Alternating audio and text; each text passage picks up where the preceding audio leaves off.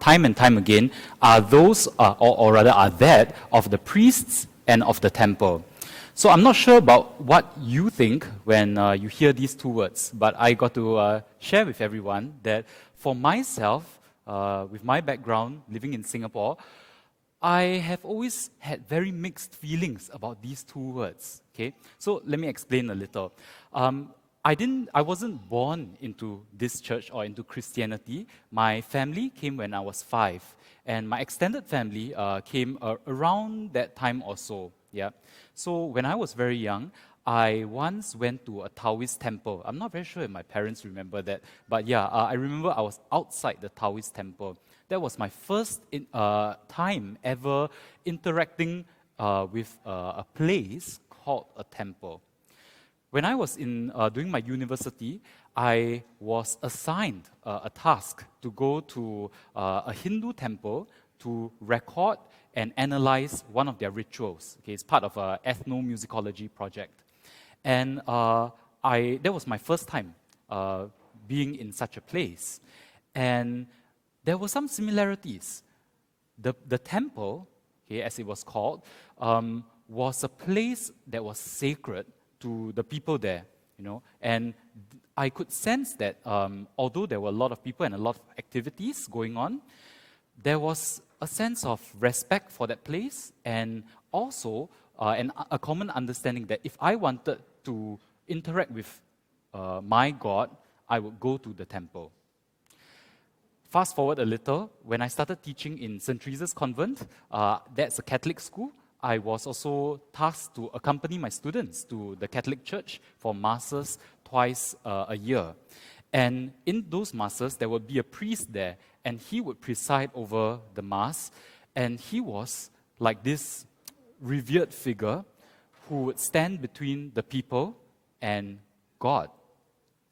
So those were the various points of reference that I had when I read about priests and the temple.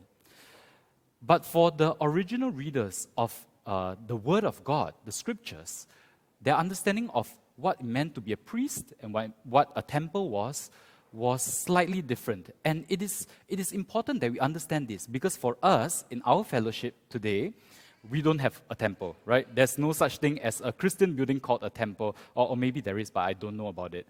And everyone here is supposed to be a priest, right? But nobody's wearing special robes. Nobody's playing a very special role that is distinct for that person only. So it is important for us to try to understand what the Jewish temple and the Jewish priesthood was like, in order for us to understand what Peter says in that passage that Cameron just read. By the way, it's his first time, so shall we give him some encouragement? Yeah, all right. First of many to come, yeah? So very glad to see all our young guys stepping up to serve, and of course our young ladies in many ways as well, yeah? All right, so the Jewish temple was a special place. It came after what was called the tabernacle, and it was a sacred space where humanity would encounter Yahweh God. All right?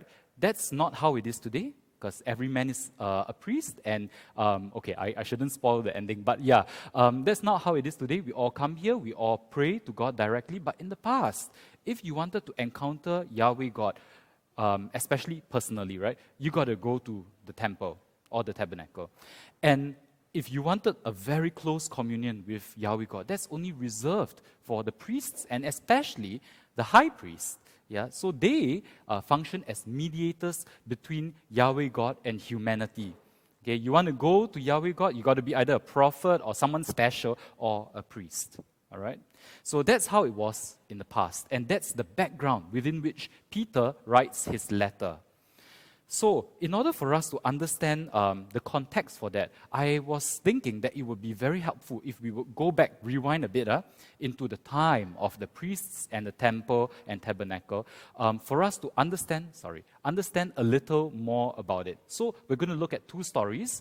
The first is of Adam and Eve and the garden. There's actually no concrete reference to a priest or tabernacle or temple there.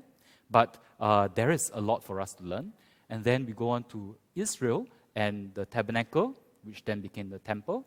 And then we will finally land with where Peter talks to Gentile Christians about how they are all royal priests serving as part of this cosmic or universal or spiritual temple of God. Yeah. So let's start with Adam and Eve. All right. Okay, in the beginning, God created the heavens and the earth. God spoke light into darkness, and on the sixth day, He created Adam, or humanity, in His image. And this is really special, the use of this word tselem, the Hebrew word tselem, because as John pointed out about a month ago, it is also the word used to be translated into idol. So think about it from Israel's perspective. In where they were, the ancient Near East, where the nations around them built temples to their gods and installed tselem or idols for their gods, the God, creator, Yahweh God, built a temple of creation, perhaps, and installed an idol also in the temple. But it's not just any idol, it's a living image of Himself. Humanity, you and I are God's image and representatives created in His likeness. And when people see us, they see the image of God, or they should see the image of God, right? So that's a very high calling. God also gave humanity a huge task to be fruitful and multiply, to fill the earth and subdue it, and have dominion over every living thing that moves on the earth. Now, this word for dominion sounds like, wow, very high and lofty word, right? But it actually, sorry about that, it actually is referring to reign or rule. So God created us, you and I, to rule over this earth, over all creation. Now, the ruling, of course, as Jesus would tell us, is not about lording it over others. It's about ruling in a way that honors God Himself. It's ruling in a way that brings God's love and steadfast love to all creation.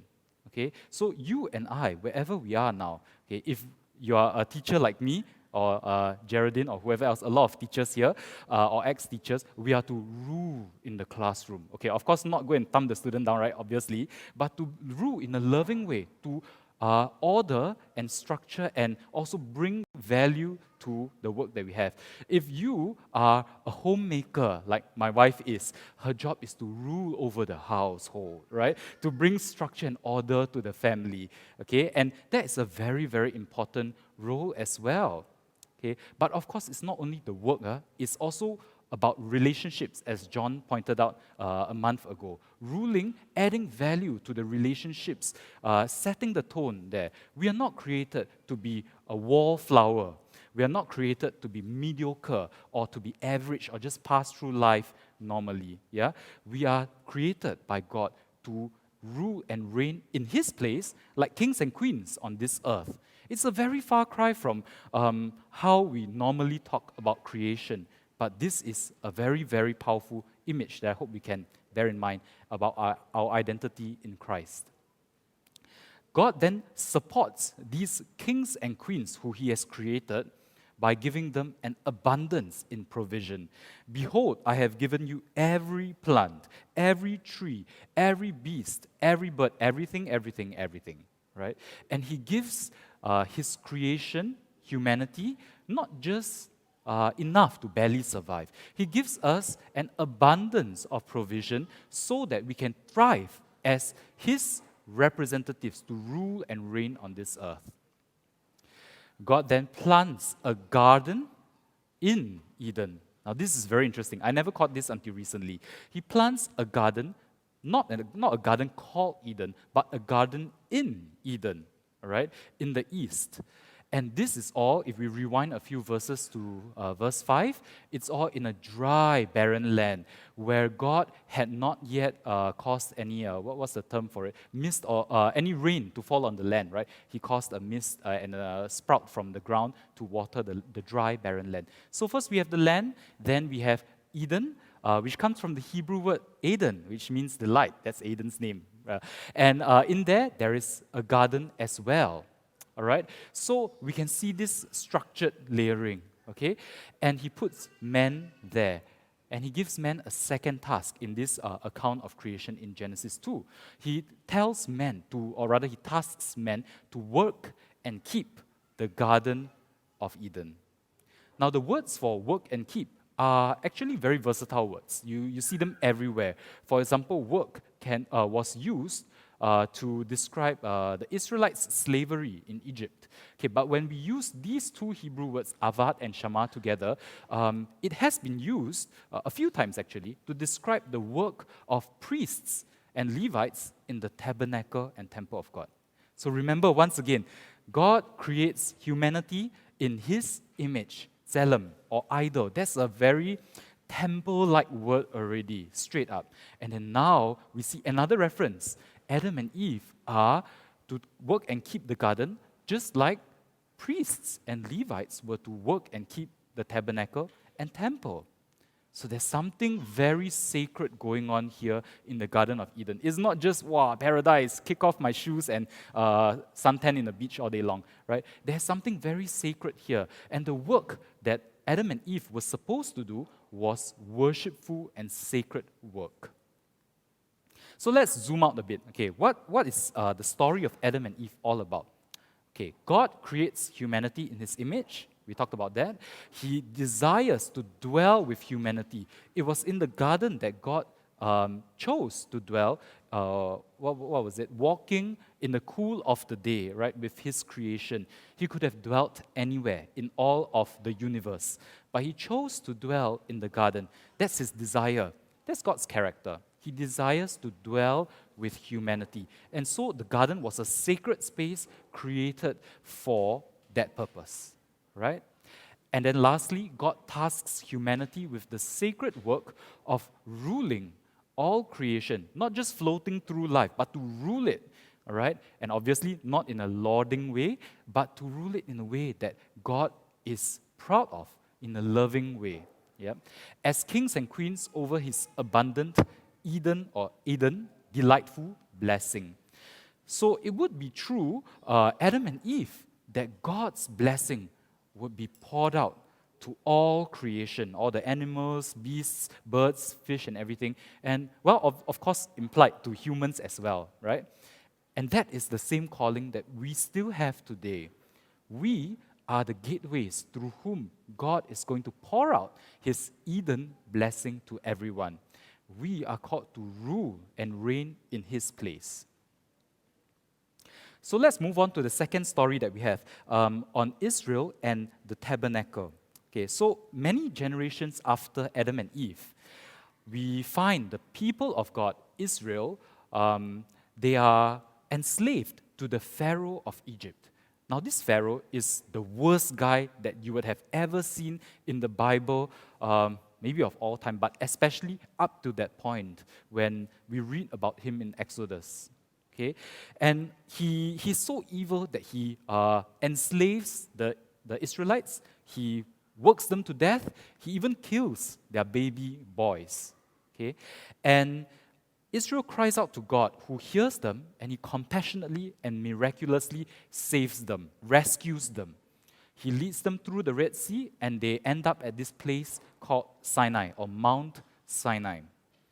And it is at this Mount Sinai that God calls them or invites them into this covenant, which is a special relationship. Right? A covenant is not really a word we use nowadays, except unless if you're a Christian, new covenant, old covenant. But what it means is a special relationship, like a marriage, right? A very sacred relationship. So He says to these people right here, "Now therefore, if you indeed obey my voice and keep my covenant, you shall be my treasured possession among all peoples, for all the earth is mine. And you shall be to me a kingdom of priests and a holy nation." Now, when I read this fairly recently, like a few months back, my first question was, kingdom of priests sounds a bit odd. What did God mean by that? The priests of Israel didn't take up the entire kingdom, right? They were all descendants of Aaron, Moses' brother. So it was a minority. What do you mean by a whole kingdom of priests? So as I studied this more, it started to unfold that actually God's plan for Israel was for the entire Israel nation to be a kingdom of priests unto him. Every man or woman a priest. Every Israelite a gateway for humanity and creation to be redeemed to God, for them to come back through the gateway to Eden, so to speak. Right? So when I thought of this, an image that came to mind was, when we go for church camps, those gateways at the checkpoints at Tuas and Woodlands, many gateways. Yeah, not like those SMM checkpoint at like Vivo City where there's just one and then you slowly scan. In Tuas or Woodlands, there are many gateways, and then those of us who took the bus, we all flood through back into wherever, Malaysia, Singapore. So it's the same idea here. Every Israelite a priest, not just one person. And Israel can flood back to Eden, or rather all humanity can come back to Eden through the many gateways. That's the meaning of a kingdom of priests. So the people of Israel eagerly accept God's offer. They say, yes, we're going to do whatever you ask us to. Yes, we will do it. But when God starts speaking to them, giving them the 10 commandments, we read of how when the people saw the thunder and the flashes of lightning and the sound of the trumpet and the mountain smoking, the people were afraid and they trembled and they stood far off and they said to Moses, you speak to us and we will listen, but do not let God speak to us lest we die. The Israelites were afraid. They couldn't take it. Okay, they couldn't take God's awesomeness. Right? If you think about it, there's nothing really to be afraid of because God rescued them through the Red Sea and from Egypt, right? But they just couldn't take God's awesome nature. They didn't want to be in God's direct presence, right? That is something very important. They rejected their birthright. So what happened was, because Israel rejected this birthright of being a kingdom of priests to God, God then starts to speak to Moses directly again, right? And he gives him a whole lot of laws, starting with Exodus 25, where he tells him how to build this special place called a tabernacle, or in this case, a sanctuary, where he would dwell in their midst, just like the days of Adam and Eve in the garden, where he dwelt with them. Okay?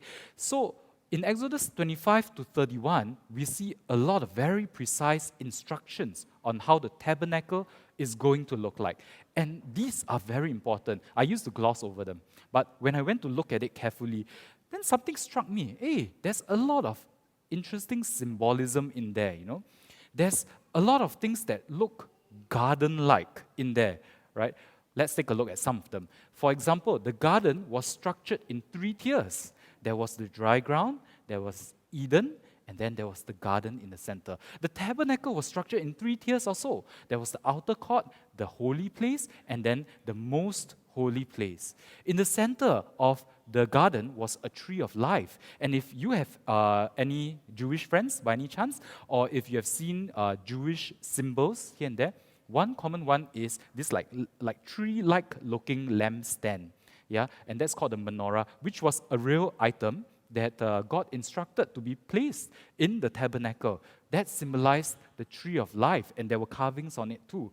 There was also the entrance of the garden, or rather of Eden, that was guarded by cherubim. And what was on top of the ark, guarding the presence of God? Cherubim as well. What was on the veil that separated the holy place from the most holy place? Cherubim as well. The tabernacle was designed to function like a mini garden, so to speak, right? Because God wanted to dwell with all his nation, but they said no, they couldn't take it. And so God gave a concession. God's intention was always to dwell directly with his people. The tabernacle was God's way of still dwelling with people who rejected him that one time, right? So that actually the last one, the cherubim detail, is very powerful. If you think about it, the veil was torn when Jesus was crucified. What was on the veil? The cherubim. What guarded the entrance back to Eden? The cherubim. So the tearing of the veil is so symbolic in that many people would now return to Eden, return to God Himself. So at this point, I'd like to highlight two important things. One being what we just spoke about how the tabernacle was God's concession to the people. He had always wanted to dwell with humanity, and the garden, the tabernacle, and the temple were sacred spaces that God designed for Him to dwell with humanity, for humanity to access Him. Yeah? That was lost during the fall, but God still wanted to make a way back, the reconciling God. The second thing I'd like to highlight is how, because of this new setup of the tabernacle, God no longer spoke to every Israelite person as He had wanted to in Exodus 19. Now, He would speak to the priesthood and especially to the high priest. And it would be the high priest alone who would enter the most holy place once a year on the Day of Atonement to bring the sins of Israel before God and make an atonement for it, symbolically bringing Israel back to Eden once a year. All right? And so this setup was it was meant to allow Israel and God to dwell with each other happily ever after, so to speak, right? But we would very soon see that this setup was not good enough. It seemed doomed to fail from the start.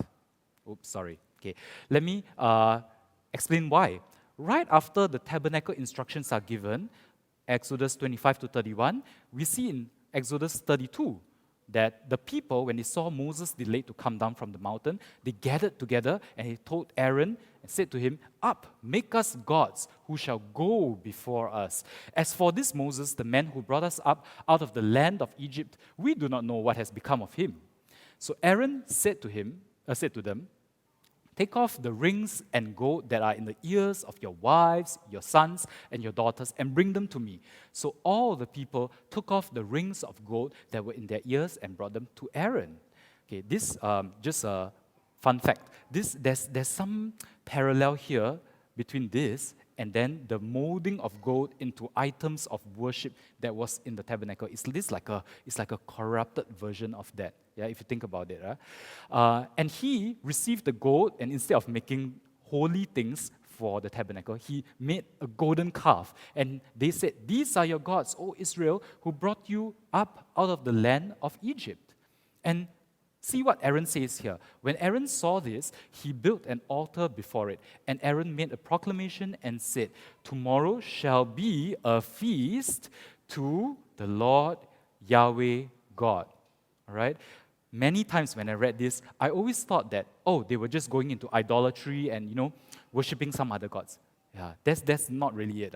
They wanted to make the golden calf to symbolize and represent the Lord Yahweh God, to the Lord, right?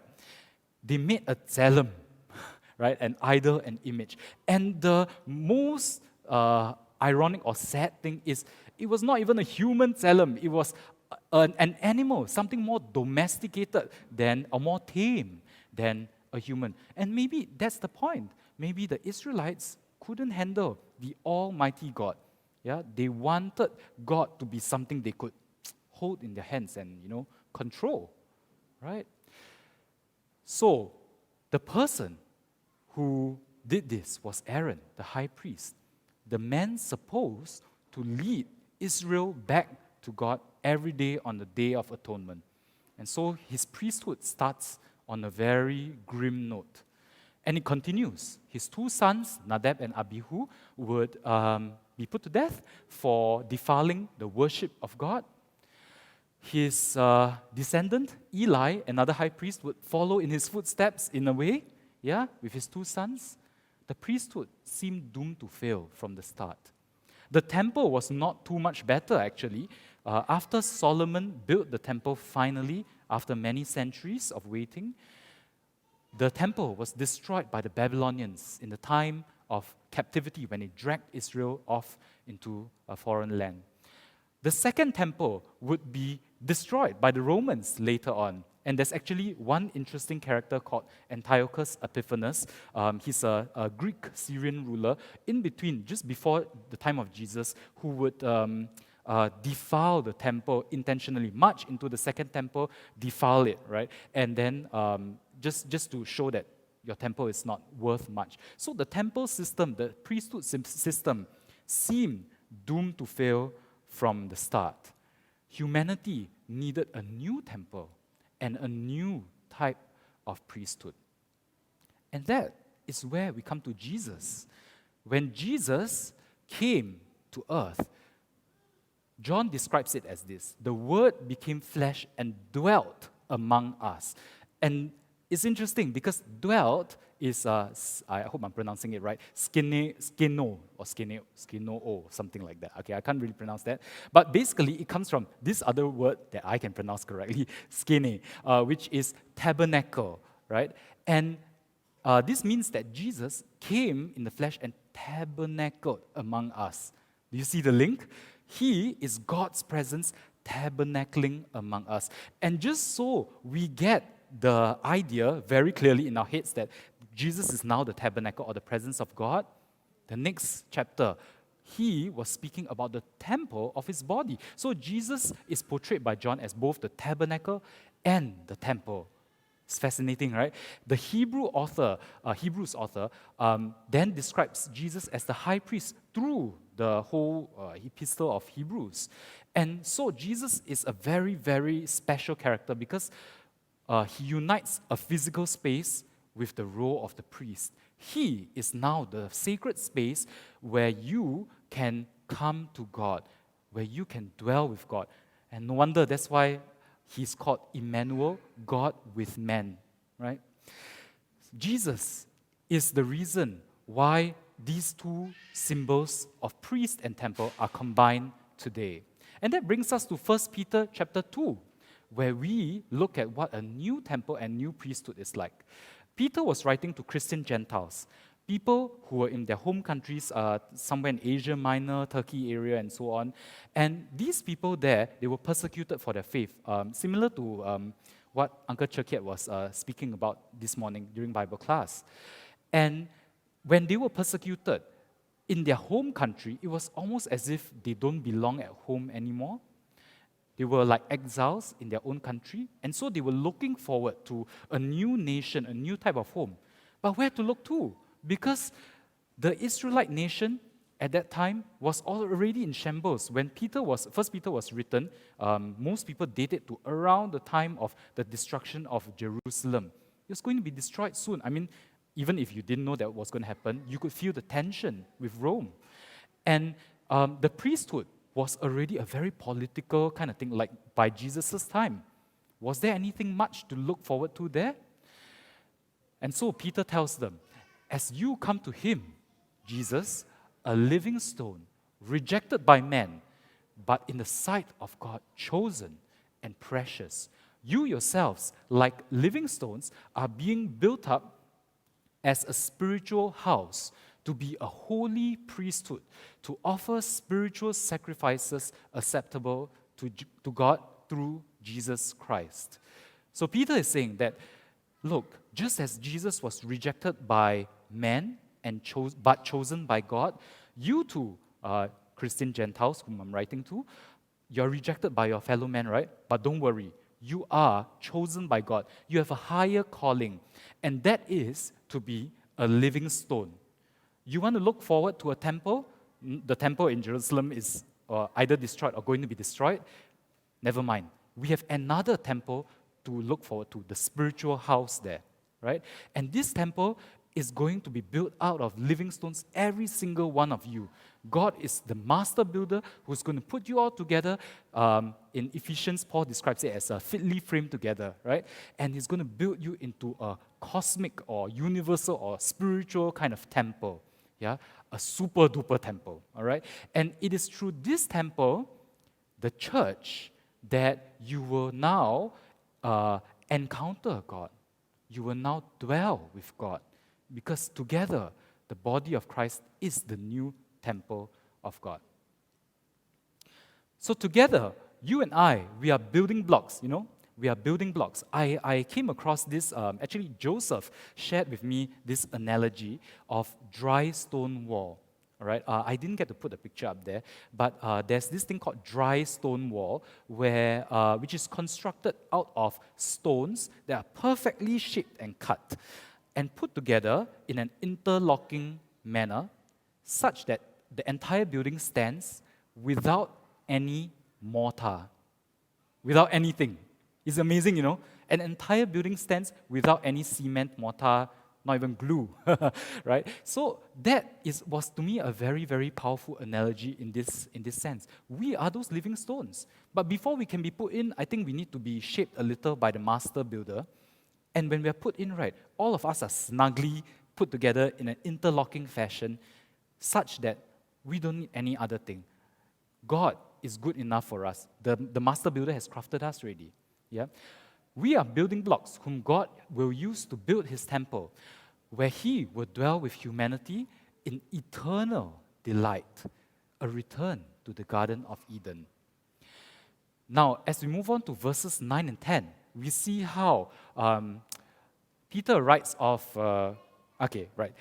how describes us as a chosen race, a royal priesthood, a holy nation, a people for his own possession, that you or we may proclaim the excellencies of him who called us out of darkness into his marvelous light.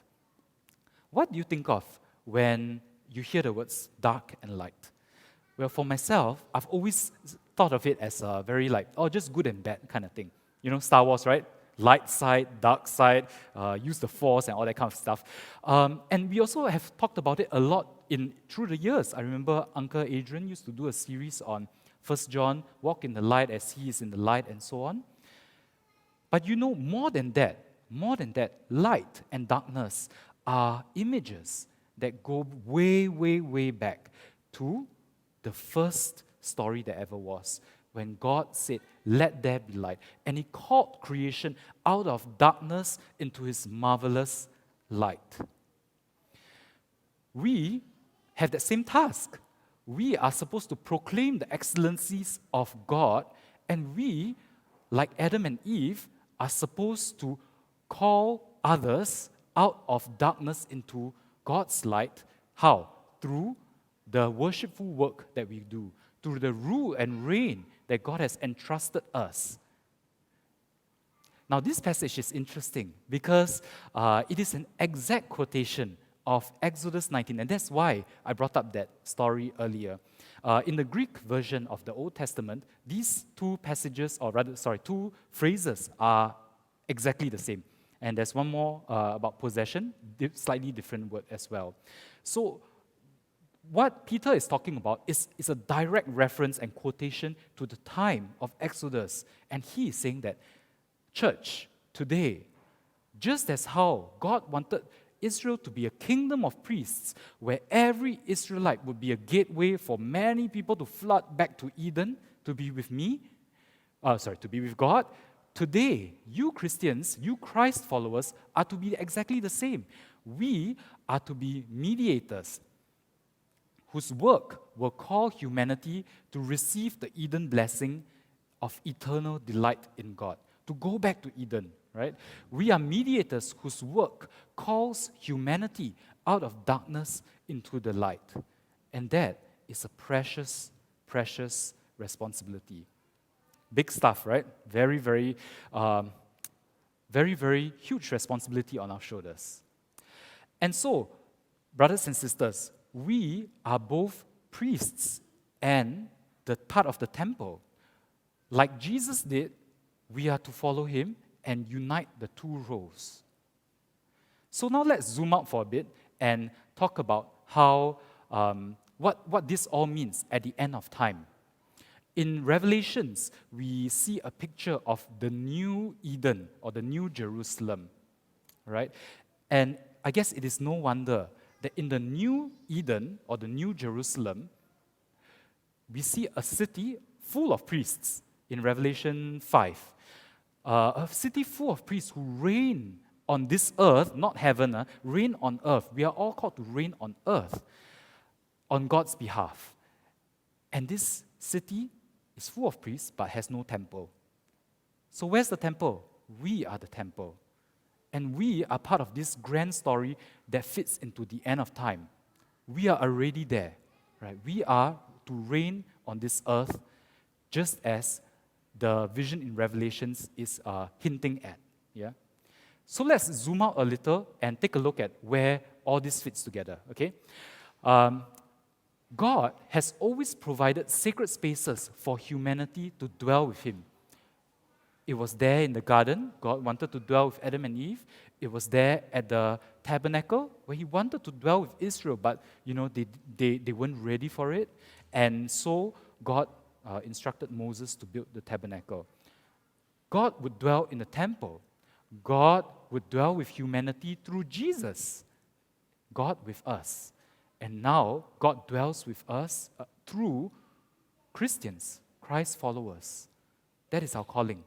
We are the sacred spaces through whom God's creation, humanity, and maybe even the environment as well, should experience God.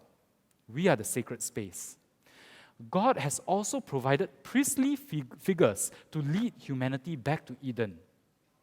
From Moses to Jesus and now us. You and I are the priestly figures who are called to bring humanity. Come on, let's go back. All right? We go back through the gateway, and we are the gateway actually, right? And Jesus unites both the sacred space and He's the true priest as well. And that is our role model. That is what we are called to. So the stories of Adam and Eve, Israel and the tabernacle, and now us as royal priests in the cosmic temple. This is a grand story of the Bible, the entire arc. And there is an invitation to us. It's an invitation to join this story. How?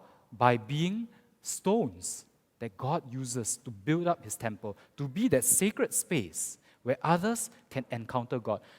This is quite daunting, actually, When I think about it, even through the preparation of this sermon, there were many times when I interacted with my family, and I don't think they encountered God through me. I think I probably did the opposite of that, right? But that's what we're called to, and we need to strive for that. We need to pray for each other for that.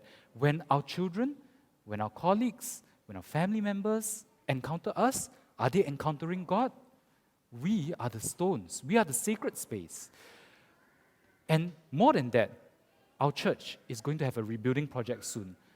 This is a lovely building. It holds so many memories for us. It's been a wonderful journey. But at the same time, our rebuilding project is not our own. It is not PP's. This rebuilding project fits into the larger cosmic temple of God that He is building. And so, as we contribute to it, let us remember that it is not just going to be built by bricks and paint and cables and pipes. It is built on living stones. Living stones here, all of us, maybe living stones who are yet to join us. Everyone is important, and the master builder will shape us to the right shape such that we will all interlock and be fitly framed together. And lastly, we are called to be priestly as well. The gateways through whom God's abundant Eden blessing will flow out into humanity and cover all creation. This is really difficult. I have no answer. I have no simple answer, magic pill. Oh, just pray and everything will be okay. Yeah. I only have one answer, and this is an invitation for everyone too, whether you're a believer or not, to join me as well in calling on God to reign in our lives so that we, the priests of God today, may reign on His behalf on this earth as well. If there is something that our church can pray for you, please feel free to come forward. Please feel free to speak with our elders. Please feel free as well to maybe contact us online. And we want to pray for you. We want to be in a family together with you. We want to build the cosmic temple together with you as well. Shall we stand as we sing the invitation song?